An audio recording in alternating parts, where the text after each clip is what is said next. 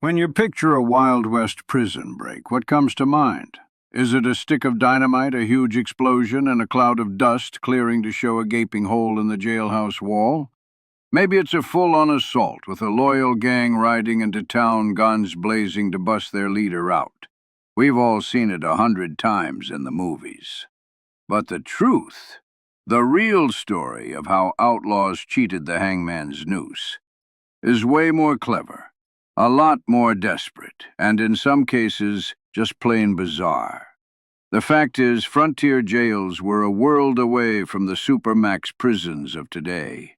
Many were flimsy, poorly guarded, and practically begging to be escaped from if you had the right mix of nerve, smarts, or help from the outside. The methods these men and women used weren't always about brute force. They were about exploiting every single weakness in a broken system. They used deception, patience, psychology, and sometimes tools so strange they beggar belief. So forget the dynamite. We're talking about bold-faced lies that could charm a snake or a jailer, carefully orchestrated dust storms, and even wild legends of acid-soaked hair. These are the true stories of how the most notorious outlaws of the Old West actually escaped from prison. You really can't talk about Old West escapes without starting with the legend himself, William H. Bonney, better known as Billy the Kid. By 1881, the Kid's luck had finally run out. Captured by his one-time friend, Sheriff Pat Garrett, he was tried and convicted for murdering Sheriff William Brady during the bloody Lincoln County War. The sentence was death by hanging. So they took him to the top floor of the Lincoln County Courthouse, shackled him hand and foot, and put him under an around-the-clock watch by two deputies, James Bell and Bob Ollinger. The situation looked hopeless. Ollinger, who hated the Kid, relentlessly taunted him, practically daring him to try something. He'd load his shotgun right in front of Billy, telling him each piece of buckshot was meant for him if he even breathed wrong. Garrett was out of town, but he'd left two of his best men to make sure the Kid made it to the gallows, which were being built just outside. Death was just days away. But Billy the Kid was small, wiry, and constantly underestimated. On the evening of April 28, 1881, that underestimation turned deadly. The exact details are still debated, but the outcome is history. While Ollinger was across the street with other prisoners, Deputy James Bell took the Kid on a routine trip to the outhouse. On the way back up the stairs, Billy made his move. Some accounts say a friend hid a pistol for him in the outhouse. Others claim his wrists were so small he simply slipped a hand out of his cuffs, grabbed Bell's gun, and turned the tables in a flash. Whatever happened, a struggle broke out. A shot was fired, and Deputy Bell stumbled down the stairs, mortally wounded. Hearing the shot, Bob Ollinger came running from the saloon across the street. He looked up at the second-story window and saw a sight that must have frozen his blood. There stood Billy the Kid, aiming Ollinger's own shotgun at him. Witnesses heard the Kid yell, "Hello, Bob," right before he fired both barrels, killing the deputy instantly. Now armed, but still in leg irons, Billy wasn't done. For the next hour, he was in total control. He found a pickaxe to break his shackles, armed himself with a couple of pistols, and, according to people who saw it, danced about the balcony, laughed and shouted as though he had not a care on earth. The townspeople were either too scared or too stunned to do anything. Finally, Billy forced a groundskeeper to saddle him a horse and calmly rode out of Lincoln, a free man. His freedom only lasted a few months before Garrett tracked him down, but his escape became the stuff of legend. But here's the thing that shows the kid's real genius for escape. That wasn't even his most clever jailbreak. Years earlier, his friend Melquiades Segura was locked up in a San Elizario, Texas jail. Now, breaking out is one thing, but Billy decided to break in. He rode up to the jail late at night, some say posing as a Texas Ranger, and told the guard in perfect Spanish he had prisoners to drop off. When the jailer opened the heavy door, he was staring down the barrel of Billy's pistol. The kid didn't just free his friend. He locked the guards in the same cell and rode off to Mexico. That is a whole other level of bravado.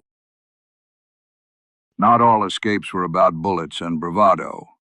Some required a kind of patience and creativity that's almost hard to believe. And to understand these, you have to understand the prison they were escaping from. The Yuma Territorial Prison, known as the Hell Hole of Arizona.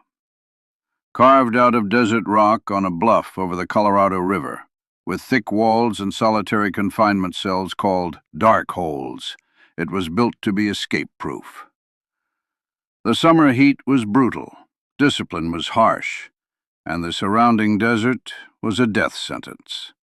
Yet even here, the will to be free led to some of the most creative escapes in history. Yuma was a place that inspired incredible stories, some so wild it's hard to separate fact from fiction. One of the most persistent legends is that of an inmate named Jesus Rodriguez. The tale goes that he had a female visitor smuggle in strands of her hair that had been soaked in powerful acid.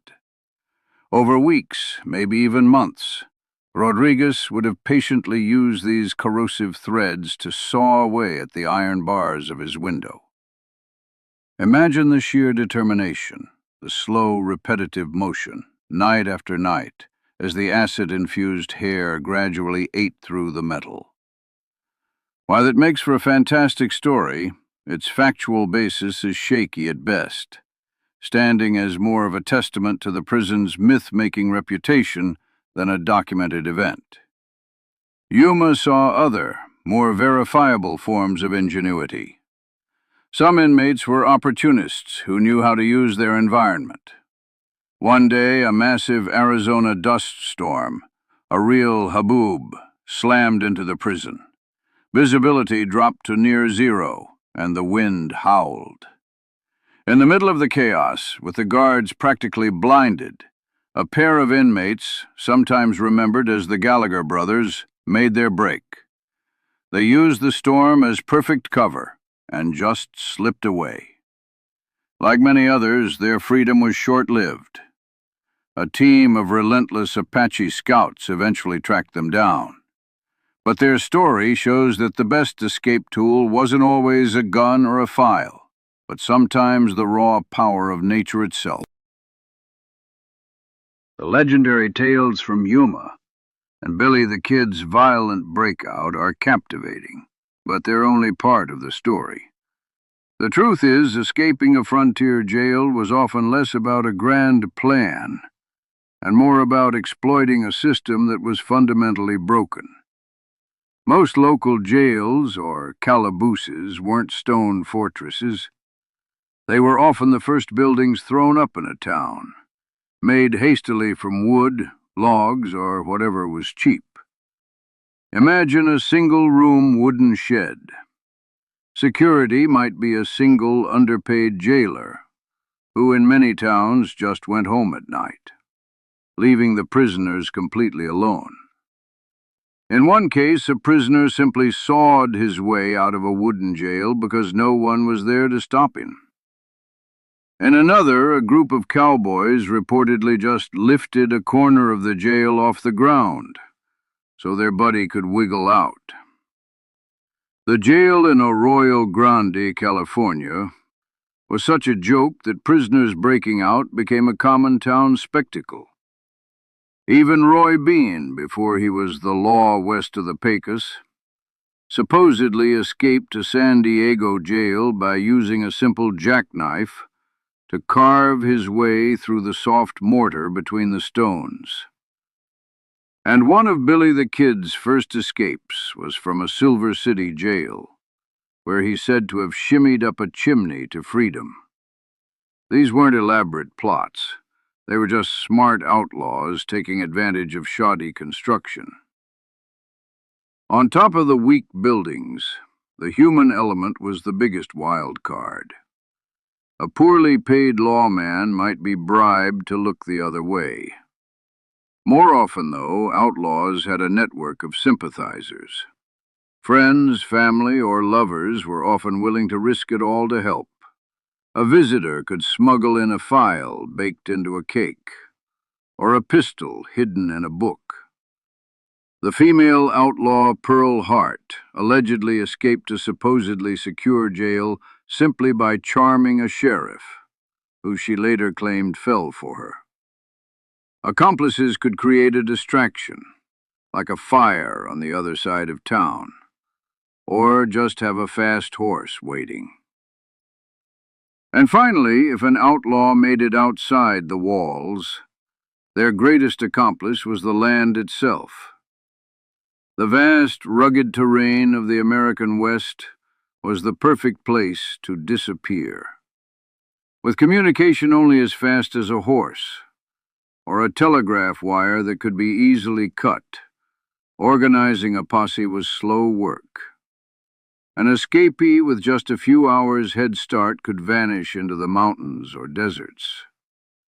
This combination of flimsy jails, human error, and a vast, untamed landscape made prison breaks a surprisingly common part of frontier justice.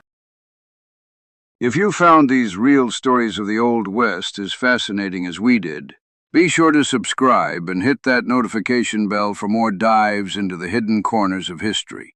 Let us know in the comments which escape method surprised you the most. Was it Billy the Kid's sheer audacity, the idea of using a dust storm, or just walking out of a jail no one was guarding? The story of the Wild West is built on myths, but the reality of its prison breaks is a testament to the raw, unfiltered nature of the time. The legends were forged not just in the roar of a six-shooter, but in the quiet, desperate scratching of a knife against mortar. They were built on the nerve of a man who could stare down a shotgun and dance on a balcony after killing his guards, and on the incredible patience of others who saw an opportunity for freedom in a simple cloud of dust. These escapes show the core of the outlaw spirit, a defiant, unrelenting will to be free, no matter the cost. They show us that the line between captive and free man was often as thin as a wooden wall, as unpredictable as a storm, and as vulnerable as a jailer's trust. The truth of the Old West prison break really is stranger and a lot more interesting than fiction.